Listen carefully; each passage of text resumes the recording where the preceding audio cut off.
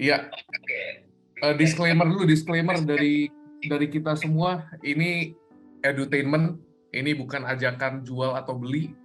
Ini nggak ada investment advice. We are not your investment advisors.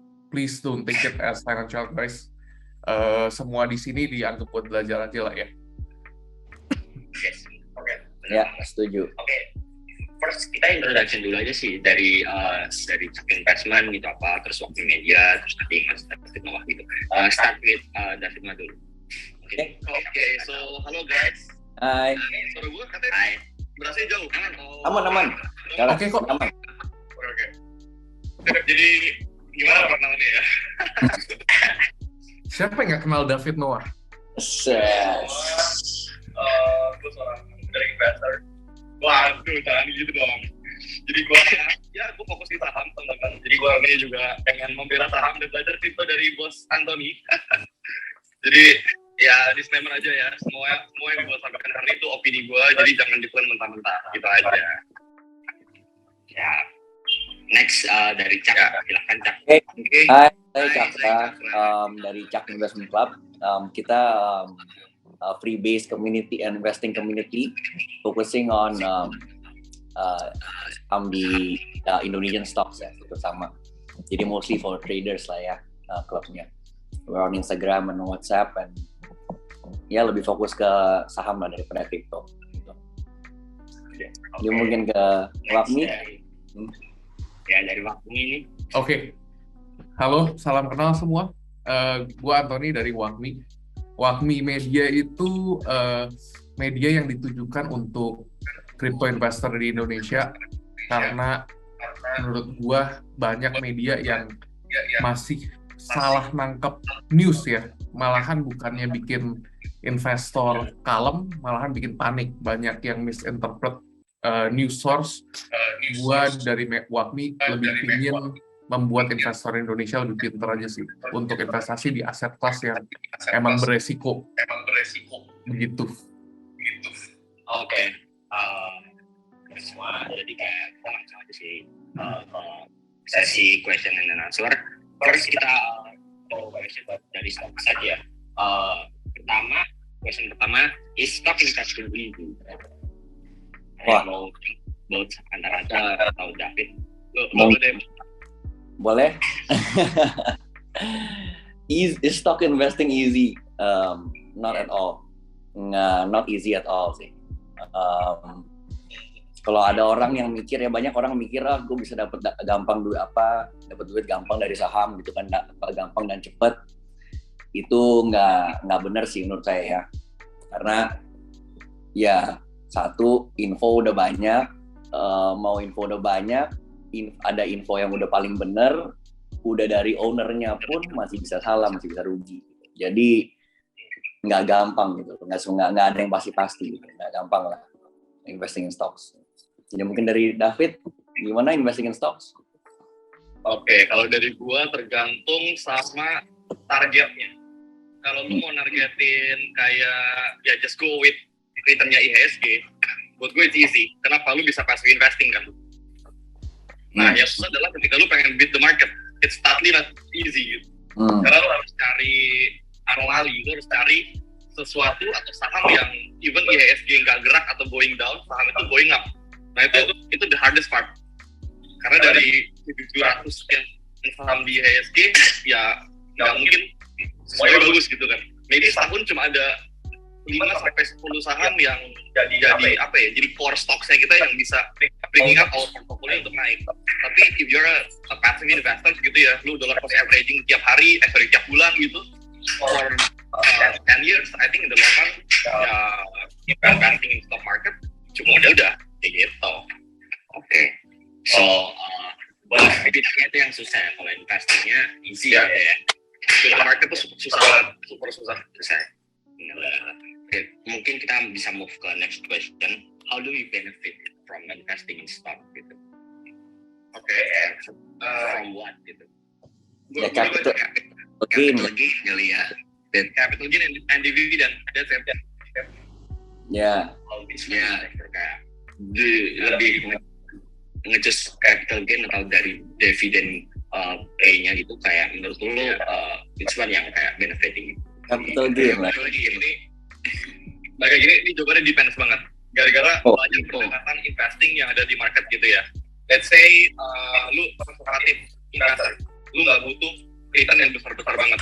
Ya just pick kayak stable company, let's say bank daerah, BJTM, BJBR, or something like Telkom yang ngasih dividen cukup besar gitu, and just do the dividend play. Tapi kalau kita pengen internya kayak 50%, 70%, harus cari turnaround stocks, let's say Bumi. And then ya stok yang punya potensi untuk membalikan arah kayak gitu ya. Gitu sih. Kalau Cak gimana Cak? Menurut gua sih kalau dividen sih kayak kalau dibanding capital gain jauh banget. Kita bisa dapat capital gain tuh untungnya jauh daripada dividen lah. Kalau menurut gua dividen itu kayak orang yang untuk apa mau cash cow saja lah ya. Jadi kalau mungkin udah emiten gitu kan, punya share-nya banyak gitu, mereka bagi tebar dividen banyak aja untuk mereka sendiri gitu, karena company-nya udah bagus. Dan biasanya volumenya yang di saham itu kan, yang di market nggak gede ya, jadi orang-orang nggak bisa beli. Biasanya kayak dividen yang bagus dan yang dividen ditebar bagus yang banyak, biasanya kita nggak bisa beli itu, ya kan. Jadi jujur sih, buat gua sih kalau investasi di saham lebih nyari capital gain ya. Lebih capital gain tuh trading dari harga misalnya 50 ambil ke jual di 70 gitu. Lebih dari situnya lah. Iya. Oke. Terus next question kayak should stock be invested for long term or short term? What do you think guys? Cak. Wah, long term sama short term bisa dibanding sama kripto nih kayaknya nih. Dan short term sama long term waduh. Depends itu juga. Kalau di saham ada beda-beda stok yang bisa diinvest untuk long term, ada yang bisa yang cuma untuk trading gitu, short term gitu kan. Jadi cuma untuk ambil, paling beli hari ini mungkin jual besok atau mungkin jual minggu depannya atau sebulan lagi. Itu biasanya nyari target dari technicals lah ya, Fit ya. Ya nggak sih? Ya, betul. Kalau long term itu lebih kayak dari cerita gitu ya. Lebih kalau ceritanya, kita udah tahu ceritanya awal dari kayak gini, kita tunggu kayak ceritanya unreveal aja gitu kan, manajemen company-nya ngejalanin ceritanya, eksekusi gitu kan. Sahamnya ya hopefully naik ya, gitu ya biasanya. Ya. Oke, kalau dari gue sih long term atau short term tuh tergantung dari performance perusahaan. Let's say gue pengen invest di industri yang masih sunrise, kayak misalkan ya sekarang lagi rame green energy kayak gitu ya. And then gue melihat bahwa cerita daripada saham tersebut sama performance-nya tuh masih inline. Ya kalau gitu ya lu boleh for long term. Tapi kan kebaikan daripada saham itu naiknya gara-gara flow kan, ada money flow masuk. Jadi ya basicnya sama lah kayak di semua aset. Where the money goes, something get inflated. Mau crypto, NFT, saham, or whatever kayak gitu kan. Jadi lo harus pinter-pinter lihat ini saham gerak gara-gara apa. Gara-gara emang ceritanya dan fundamentalnya nyambung, atau cuma gara-gara flow masuk. Kalau di crypto juga, gue sebenarnya kurang paham sih. Maybe Anthony bisa elaborate kalau di crypto tuh kayak gimana, long term or short term ya. Iya, bisa. Oke, kalau dari crypto side sendiri kayak should we invest short term or long term gitu? Soalnya kayak in crypto everything is uncertain kan gitu. Investasi di kripto jangka panjang atau pendek, semua tergantung namanya appetite ya. In general, investing itu menurut gue, buat gue sendiri udah bukan buat nyari uang ya. Ini lebih tentang kayak sport sih, mental game gitu. Kayak it's a constant game of controlling yourself. It's a form of meditation buat gue juga. Jadi kenapa gue meninggalkan dunia saham waktu itu, gue punya appetite, gue tuh bisa megang saham 30% minus juga, gue tidur pules. Jadi di sana gue tahu ini risk appetite gue tuh kayak gede banget gitu loh. Terus gue ketemu kripto, even investing di Bitcoin aja gue sempat ngalamin di 2017, itu gue pertama kali beli di bulan Agustus, karena dengar dari temen gue William, shout out kalau dia lagi nonton. Dia ngajak gue beli Bitcoin dari sekitar $3.000 sampai 21.000. Itu pas naik gue nggak ada jual satu pun. Dan gue tuh ngelihat gain 7x gitu tuh masih ya oke, cuman it doesn't get to my head lah. Jadi gue tuh kalau megang gain atau loss gede, emang tahannya tuh tahan banget. Gue terakhir tapi di crypto gue cut tuh di 18.000. Soalnya gue punya fundamental itu technical analysis. Jadi untuk menjawab pertanyaan lebih jelas, investing itu jangka panjang atau pendek, tergantung mau gain berapa banyak. Kalau misalkan mau gain lebih banyak, tapi jangka waktunya bisa panjang, mendingan ngambilnya long term dan lebih nggak punya appetite untuk resiko lah. Jadi gue nggak advice untuk trading harian yang jedar ngikutin apa market dari 13 September sampai hari ini 20 hari itu cuma ranging tight range between 18,000 to 20,000 ya. Itu kalau misalkan lu nggak punya cara untuk main di market seperti itu ya stay off the market gitu. Gue nggak pernah rekomend orang investasi di kripto kalau lu nggak punya appetite-nya sih. Jadi kalau misalkan lu punya appetite, lu pingin coba make 100% a year. Oke, lu siap hilang berapa? Kalau misalkan uang yang gue masukin itu udah gue anggap hilang. Jadi apapun yang gue make dari sana ya udah bonus aja gitu. Gue kalau misalkan itu mental orang-orang saham yang perlu belajar tuh, Ton. Iya. Itu orang saham nggak bisa hold selama itu, nah karena mentalnya nggak kuat jual tuh. Kalau udah untung, aduh, ini pengen jual nih gatel nih, ya kan? Pengen realize. Ternyata tapi bisa untung lebih banyak kalau di hold long term ya sebenarnya ya. Iya. Kalau misalkan di kripto sih gue bilang lu 3 tahun lu hold dari sekarang. Kemungkinan kecil untuk harga stay atau even di bawah harga sekarang. Jadi mau gain pas lumayan yakin, beli udah tutup aja account-nya. Lu buka lagi ntar.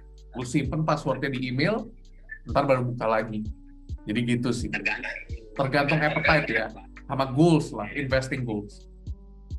Kalau kalau boleh nanya Ton, kalau short term yang kayak futures gitu kan, kalau itu soalnya ada futures ya, main short atau long gitu. Nah itu lu main juga nggak atau gimana tuh kayak is it good like easy or hard or easy? Enggak sama sekali. Menurut gua futures very demanding ya. Gua coba mempersingkat jawaban gua sesingkat mungkin. Market kripto tuh yang paling banyak trading tuh market Amrik. Jadi gue tuh benar-benar ya setiap hari nyesuaiin untuk trading di jam Amrik tuh gue tuh standby di HP untuk ngeliatin S&P 500 gitu-gitu. Karena biasa di jam Asia sama jam Europe itu nggak begitu ada aktivitas. Tapi di sana itu gue mainnya benar-benar on 4 hour to 1 hour time frame. Kalau 1 hour time frame gue udah tahu nih, gue mesti tutup jam 12. Gue disiplin, tidur lah lu jam 12. Dulu gue sempat di trading, itu yang 1 hour sampai 15 minute gue mainin itu, gue pernah sebulan gue gain 150%. Tapi hidup gue udah berantakan. Gue gak ketemu temen, gue di rumah kerjaannya gue ngeliatin chart doang kayak begini nih. Gue ngeliatin chart terus-terusan gue nyariin nih apa yang lagi kebentuk, lagi ada pattern apa, break in structure langsung gue short, break in structure gue long, gue cari ada deviation di mana, gue gambar-gambar kayak orang gila lah. Jadi sekarang gue main lebih long term, tapi kebetulan market sekarang menurut gue ideal untuk make money short term itu futures. Tapi gue nggak rekomend sama sekali kalau lu nggak ngerti technical analysis, stay away from this. You will not make money, lu bakal kebanyakan hilang duit dan siap-siap hilang. Karena lebih kayak gambling ya nggak sih? Yes. Bisa dibilang lu gambling dan lu ngelawan tuh orang yang at least punya basic understanding technical analysis. Kalau lu di sananya nggak ada, lu bakal wipe out sih. Gitu. So, ada yang mau nambahin atau add question to this topic? Udah sih gue. Oke, udah aman ya. Oke, next, gue tanya kayak ke both side crypto dan stock ya. First for stock side ya. How could you play the market kalau dalam investing in stock or investing in crypto gitu? First from the stock side gitu. Oke. Mungkin kalau gue jawab dulu, Fit. Ya, boleh. How to beat the market? Kayaknya kalau ini kayaknya gue cuma bisa ngomong khusus untuk market Indonesia ya kayaknya ya. Kalau di market Amerika soalnya ada SEC, polisinya ketat. Di Indonesia how to beat the market? Caranya cuma satu, dapat infonya duluan lebih daripada market yang lain, itu aja sih. Menurut gue ya. Kalau dapat infonya saham lebih dulu daripada retail yang lain, itu ya most probably lu cuan lah gitu. Kalau di stok saham di stok Indo gitu. Ada David nih gimana? Kalau gua kunci cuma satu sebenarnya. Lu harus dapat jackpot setiap tahun. Dan gak setiap tahun lu akan beat the market, and that's fine gitu loh. Karena most people tuh confused bahwa return in stock market tuh linear. Sama sekali gak gitu loh. It's exponential actually. Sometimes ada tahun dimana lu bahkan gak beat the market, bahkan lu rugi. Ada tahun dimana lu gain 70%, kayak 2021, 2020 akhir, semua orang beli Antam naik 150% gitu kan. Atau 2021, everyone buy Arto or BBYB, Digital Bank naik 100% gitu. Jadi, setiap tahun tuh ada temanya, ada jackpotnya setiap tahun. Nah, kalau misalkan lu mencoba untuk trade, and then let's say lu mau trade big caps kayak BBRI, BBNI, gue yakin lu gak akan beat the market. Kenapa? Yang pertama ada fee. Lu cuma cari berapa? 3-4%. Lu 3 kali transaksi aja, gain lu udah tergerus gitu. Terus Berarti lu butuh misalkan 2 kali menang, 2 kali kalah, 2 kali seri, lu tetap rugi gitu loh. Jadi buat gue, the odds, kayak lu gak punya edge untuk menang lawan market kalau lu bermain seperti itu. Jadi ya lu harus cari saham-saham kayak, ini gue boleh sebut emiten gak sih? Yang sekarang Boleh lah. Gak boleh ya? Ajar aja. Gue dulu dapat Bumi tuh di harga 65. And then Bumi buat gue terbang ke 200, that's jackpot kan. Tapi turun tuh dari 200 turun sampai terakhir kemarin 130. Nah, lu punya conviction nggak untuk yakin bahwa Bumi itu masih jackpot? Kalau lu punya conviction, Bumi itu masih jackpot, lu punya di 60, mantul di 130, lu berani dorong, lu berani tembak atas lagi nggak? Nah, itu tuh, nggak semua orang punya conviction ya. Iya, sorry gue mau nanya Fit. Lu nahan dari 65 sampai 200, itu mental dari si Anthony tadi ngomong gimana caranya? Lu nggak jual di 100, lu nggak jual di 120, atau lu nggak jual di 150. Nah, itu gimana cara nahan mentalnya tuh? Itu gue masih belajar jujur. Actually, untuk dapat untung yang lebih gede gitu kan. Gue lepas cuan. Kalau orang kan lepas profit. Lepas modal. Kalau gue lepas profit. Oke. Gue mulai realize perlahan. Tapi ini gue takut bias ya. Gue takut orang-orang after this pada masuk. Tapi kalau menurut gue sesuai dengan analisa gue dan lain sebagainya, dan gue ketemu sama banyak banget orang di market, potensinya ini sebenarnya masih lebar kalau menurut gue. Karena ini ngomongin beberapa hal. Yang pertama ngomongin soal momentum, cycle, krisis energi, lalu sekarang mau turnaround kan, ada cerita apa? Call-nya ini tuh bisa dibikin jadi apa? Terus yang kedua, kepentingan. Siapa yang mau masuk ke dalam Bumi di private placement-nya ini? Jadi, gue pokoknya nggak bisa ngomong panjang lebar, tapi gue masih high conviction. Tapi bukan berarti teman-teman harus beli gitu. Gue ada pertanyaan nih buat stock side. Kita ngomongin conviction, gue suka banget kata-kata conviction itu. Soalnya dengan cara lu megang aset, lu harus ada conviction, ya kan? Lu pernah nggak sih lu high conviction? Dan misalkan gue nggak tahu, David, mungkin lu ada tokoh yang lu lumayan look up to lah di dunia saham, kita nggak usah ngomong siapa. Mereka punya conflicting opinion, dan menurut lu legit, terus menggerus conviction rate lu pernah nggak? Dan hasilnya gimana? Atau Cakra mungkin? Ya, lu dulu cek. Oke, mungkin ini jujur Ton, that's a big question because ini gue baru aja ngalamin actually. Gue udah pegang nih satu saham lama banget, ada. Oke. Lama banget. Terus average gue 870-an lah ya, 870-an. Turun terus dari kemarin ke 750, 735 gitu. Atau stop terus dari kemarin ya 800 yang terakhir. Tapi gue tahu ceritanya kita jangan saham itu. Ceritanya tuh yang paling gue suka diantara cerita dari saham-saham lain. Gitu. Jadi karena emang gue lagi emang nggak mau trading ya, nggak terlalu pengen trading banyak lah. Gue pengen yang kayak lu tuh, justru long term aja, long term investment. Jadi gue mikirnya karena gue high conviction, gue demen banget sama ceritanya, jadi high conviction gitu kan. Jadi gue taruh aja di saham itu, biarpun dari kemarin dari 860 turun ke 730, gue yang kayak lu bilang, gue masih tidur pules. Gue masih bisa tidur pules karena gue percaya banget sama cerita yang belum terungkap, belum terekspos gitu kan di news, dan emang belum dijalanin sama manajemennya gitu loh. Jadi mungkin harga sahamnya belum naik, tapi gue percaya bahwa later kalau ini ceritanya beneran dieksekusi, ini saham sih bakal naik gitu. Jadi gue taruh aja gitu. Jadi gue nggak gimana tuh ya? Kalau tentang conviction, hari ini malah saham itu arah. Jadi ya gue ada senangnya sedikit lah, bahwa gue nih conviction gue berarti ada benernya lah mungkin lah ya.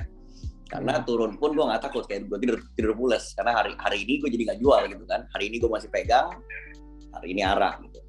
Jadi mungkin ya moga-moga masih bisa ke depan, ya nggak tahu. Tapi itu ya kalau misalnya ngomongin conviction ya kayak gitulah conviction. Jadi conviction untuk hold lah ya, conviction itu ya sebenarnya ya. Kalau dari gue sebenarnya cukup simple ya, kayak jangan percaya apa yang orang omongin, percaya apa yang mereka lakuin, that's it. Karena orang tuh gampang banget berubah omongannya. Hari pertama bear, minggu depan tiba-tiba bull. Hari pertama bilang kita nggak buy Bitcoin, tiba-tiba minggu depan bikin fund Bitcoin. Jadi I think di dunia finance tuh jangan percaya mentah-mentah apa yang semua orang omongin. Ya, termasuk kita. Iya ya, termasuk kita gitu loh. Gue ngomong kayak beli A, bisa jadi minggu depan gue jual. Dari kalian nggak pernah tahu gitu loh. Jadi lo perhatikan kira-kira apa yang mereka lakuin. Jadi misalkan gue punya panutan satu, gue tahu nih dia main di mana, main pakai apa, main berapa gede. And then dia bilang, kayak gue udah pesimis nih. Tapi kenyataannya ketika harga turun, dia malah makanin supply-nya. Dia malah kayak nyerap barang supaya dia kuasain gitu loh. Padahal lu bilang jangan beli. Jadi artinya apa? Misalkan gini, pemain besar itu justru akumulasi pelan-pelan ketika retail panic sell. Tapi justru ketika mereka barangnya udah siap, dinaikin, nanti bikin cerita lalu dipermainkan sedemikian rupa, sehingga retail mau nggak mau akan makan lagi di atas. Jadi itu permainan yang kita harus ngerti juga. Jadi as long lu punya conviction, lu udah analisa secara detail, lu punya maximum risk tolerance lu berapa, I think gak usah terlalu dengerin apa kata orang, ignore the noise. Kalau menurut gue sih kayak gitu.